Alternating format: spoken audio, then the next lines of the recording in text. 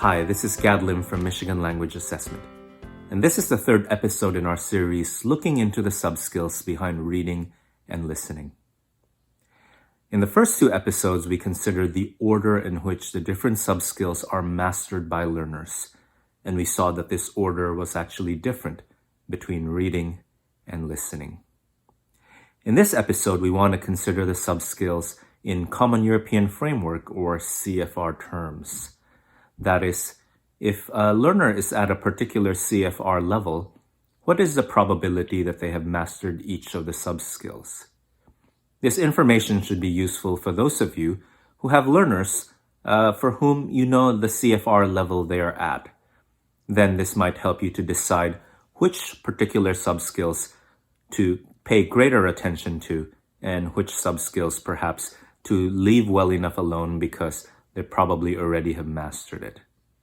I'm going to present this probability information in 5 bands, with red representing that, they likely have not mastered it, moving on to orange, yellow, light green, and green for very high probability that they have mastered that subskill. So, without further ado, let me show you the information for reading. So for reading, you will see that if someone is at the B1 level, for example, we actually have a relatively high probability that they have mastered vocabulary, a somewhat lower probability that they have mastered reading for detail, and then quite a low probability that they have mastered syntax, reading for global information, and reading for inference. On the other hand, you will see that as you move from B1 to B2, they would most likely already have mastered vocabulary, syntax, and reading for detail. And then perhaps our job is to focus more on helping them with reading for global information and reading for inference. And once you go to the C1 level, well, it seems they've gotten most of it, and probably it's more about broadening the different areas that they're reading in, perhaps genres and so on, to help them develop further. Okay? Well, let's take a look at the information for listening. Now, for listening, as we mentioned in the previous video, interestingly, listening for detail is actually the last of the 5 subskills identified to be mastered. And you can see that in the relative greater proportion of red and orange, and not getting all the way to a dark green even at the C1 level. So this is actually very close in actual numerical terms.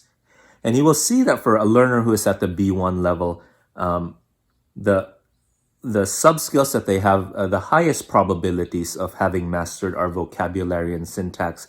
But even then, it's not necessarily quite there. So there's still room to work on that. But we can see that the other 3 subskills over here, listening for detail, for global information, and for inference, probability of having mastered them quite low.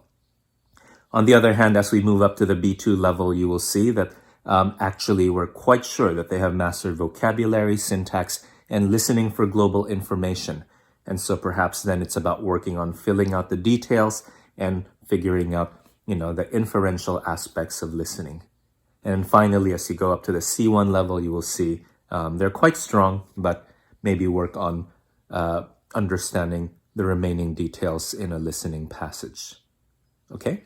So I hope this information is useful for you, especially those of you who are familiar with the CEFR.